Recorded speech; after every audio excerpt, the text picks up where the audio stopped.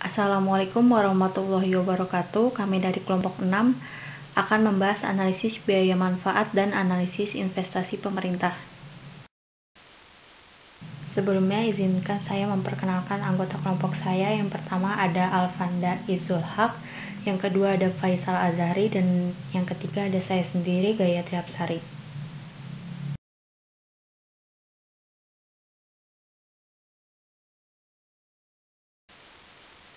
Analisis manfaat dan biaya ini adalah analisis yang menitik beratkan pada efisiensi penggunaan faktor produksi tanpa mempertimbangkan masalah lain seperti distribusi, stabilisasi ekonomi, dan sebagainya. Selanjutnya ada klasifikasi manfaat dan biaya. Klasifikasi manfaat dan biaya ini terbagi menjadi dua. Yang pertama ada real dan semu. Klasifikasi real ini terbagi lagi menjadi tiga, yaitu langsung dan tidak langsung, tangible dan intangible, atau bisa disebut juga berwujud dan tidak berwujud. Kemudian yang terakhir itu internal dan eksternal. Langsung yang dimaksud di sini adalah berhubungan dengan tujuan utama dari proyek atau program. Manfaat langsung ini timbul karena meningkatnya hasil atau produktivitas dengan adanya proyek atau program tersebut. Misal, proyek pembangunan dam untuk mengairi sawah. Manfaat langsungnya adalah kenaikan hasil sawah karena kenaikan produktivitas tanah sebagai akibat dari bertambah baiknya pengairan sawah. Kemudian tidak langsung yang dimaksud di sini adalah manfaat yang secara tidak langsung disebabkan karena adanya proyek yang akan dibangun atau merupakan hasil sampingan. Dalam hal proyek yang telah disebutkan, manfaat tidak langsungnya adalah kenaikan produktivitas tanah di luar area pengairan dari dam tersebut. Manfaat tidak langsung ini dapat menjadi luas sekali tergantung sejauh mana memasukkan manfaat tidak langsung ke dalam analisis. Kemudian tangible yang dimaksud adalah istilah berwujud yang ditetapkan bagi yang dapat dinilai di pasar. Intangible yang dimaksud ini adalah segala sesuatu yang tidak dapat dipasarkan. Kemudian internal ini dimaksudkan adalah suatu proyek yang hanya menghasilkan manfaat dan biaya untuk daerahnya sendiri. Kemudian kalau eksternal itu kebalikannya dapat menghasilkan manfaat atau biaya untuk daerah lain. Kemudian yang kedua ini adalah klasifikasi semu. Klasifikasi semu ini adalah yang hanya diterima oleh sekelompok tertentu, tetapi sekelompok lainnya menderita karena proyek tersebut.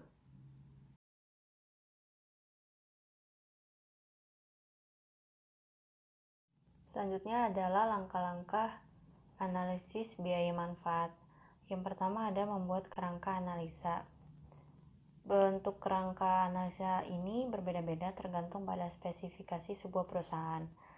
Melakukan identifikasi terhadap tujuan dan sasaran yang ingin dicapai, misalnya dengan bertanya apa yang dibutuhkan perusahaan untuk mencapai kesuksesan atau suatu proyek. Kemudian sasaran yang dibuat ini sangat penting dalam menginterpretasikan hasil analisis.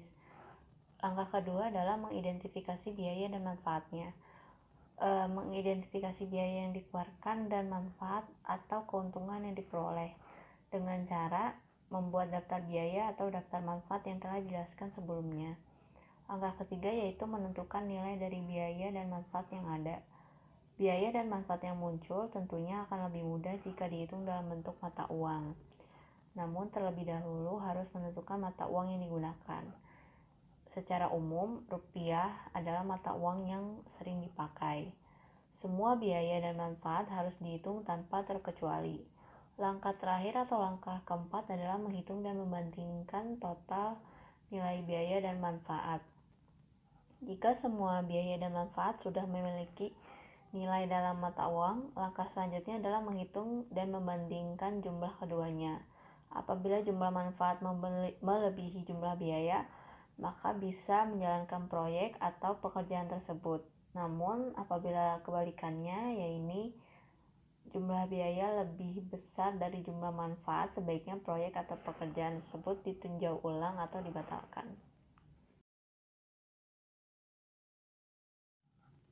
Berikut ini adalah contoh pengidentifikasian manfaat dan biaya.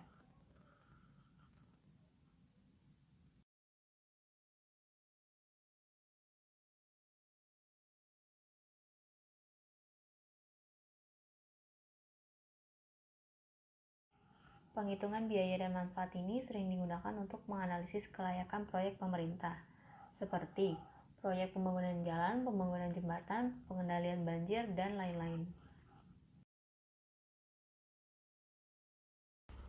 Lalu, konsep analisis biaya dan manfaat. Yang pertama adalah konsep future value atau nilai uang yang akan datang. Apabila mempunyai uang sebesar RPN yang kita bungakan terus-menerus dengan tingkat bunga sebesar 10% setahun, maka hasil setiap tahun adalah seperti yang dapat dilihat pada tabel 2. Dengan anggapan bunga yang diterima pada suatu saat dipinjamkan kembali atau sistem bunga berbunga. Yang kedua adalah konsep present value atau nilai uang sekarang. Uang yang akan kita terima beberapa tahun yang akan datang, nilainya tidak sama dengan apabila jumlah uang tersebut kita terima saat ini. Berapa nilai sekarang dapat dihitung dengan menggunakan konsep present value atau nilai uang sekarang. Metode Cost Benefit Analysis atau CBA, biasa disebut analisis biaya manfaat, ada 3. Yang pertama adalah metode NPB atau Net Present Benefit, yang biasa disebut nilai bersih sekarang. Metode NPB adalah nilai bersih suatu proyek yang merupakan seluruh nilai dari manfaat proyek tersebut dikurangkan dengan biaya proyek pada tahun yang bersangkutan dan didiskontokan dengan tingkat diskonto yang berlaku.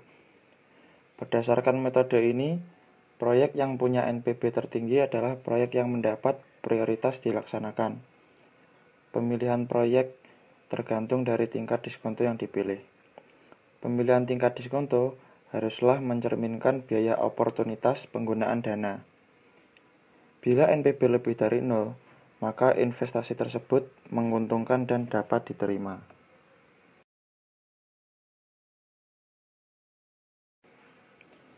Metode yang kedua ada metode IRR atau Internal Rate of Return. Metode IRR ini adalah metode dengan cara menghitung tingkat diskonto yang menghasilkan nilai sekarang suatu proyek sama dengan 0. Proyek yang mempunyai nilai IRR tertinggi akan mendapatkan prioritas, walaupun pertimbangan tidak cukup hanya dengan nilai IRR-nya saja. Tetapi, secara umum tingkat pengembaliannya atau rate of return-nya harus lebih besar daripada biaya oportunitas penggunaan dana. Kelemahan metode ini adalah IRR bisa membuat pemilihan proyek menjadi keliru karena tidak memperhatikan skala investasi. Kemudian, IRR bisa memberi hasil yang kurang memuaskan. Untuk proyek yang punya waktu lebih dari 2 tahun, maka harga IRR dapat mempunyai dua nilai atau lebih yang dapat membingungkan. Menurut Richard de Neuville di bukunya Applied Systems Analysis tahun 1990. Pemilihan nilai IRR akan punya implikasi yang berbeda dan tidak ada suatu kriteria pun yang secara teoritis dapat menunjukkan pilihan IRR yang akan dipakai. Kemudian metode terakhir ada metode BCR atau Benefit Cost Ratio atau bisa disebut perbandingan manfaat biaya. Metode BCR merupakan suatu cara evaluasi suatu proyek dengan membandingkan nilai sekarang seluruh manfaat proyek tersebut dengan nilai sekarang seluruh biaya proyek tersebut. Metode BCR memberikan hasil yang konsisten dengan metode NPB. Apabila BCR lebih dari 1, berarti pula NPB lebih dari 0. Metode BCR mempunyai kelemahan dalam hal membandingkan dua proyek, karena tidak ada pedoman yang jelas mengenai hal yang masuk sebagai perhitungan biaya ataupun manfaat. Manfaat selalu dianggap sebagai biaya yang negatif ataupun sebaliknya. Oleh karena itu, BCR dapat selalu dibuat lebih tinggi dengan memasukkan biaya sebagai manfaat negatif. Dan oleh karena itu juga, BCR dapat dimanipulasi oleh orang yang mengevaluasi agar nilai BCR lebih tinggi daripada yang sebenarnya, dikutip dari Guritno Mangkusubroto di bukunya Teori Ekonomi Makro tahun 1998. Dari ketiga model tersebut, metode NPB adalah yang terbaik, karena metode lainnya dapat memberikan hasil yang keliru dalam menentukan pilihan proyek yang akan dilaksanakan.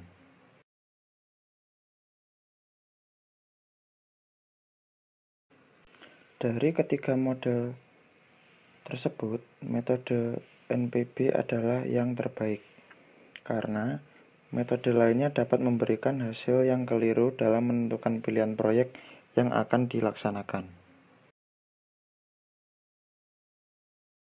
Selanjutnya, penerapan analisis biaya manfaat. Pada perusahaan swasta, biasanya diukur dengan cara mengalihkan jumlah barang yang dihasilkan dengan perkiraan harga barang. Sedangkan pada pemerintahan, umumnya mengukur manfaat penggunaan sumber-sumber ekonomi yang diukur dengan harga pasar. Oleh karena harga pasar pada pasar persaingan sempurna mencerminkan nilai sesungguhnya dari sumber-sumber ekonomi yang digunakan. Selanjutnya, kelebihan dan kekurangan analisis biaya manfaat. Kelebihan yang pertama itu ada penggunaan dana proyek dapat diawasi oleh pemerintah. Kemudian yang kedua, menyederhanakan pengambilan keputusan. Yang terakhir adalah penggunaan sumber-sumber ekonomi lebih efisien. Kemudian kekurangannya itu yang pertama ada kurang fleksibel ketika diterapkan di masyarakat. Kemudian dampak tidak langsung tidak dapat dianalisis secara tepat. Yang terakhir itu masih banyak faktor yang mempengaruhi dan dapat menimbulkan bertambahnya biaya.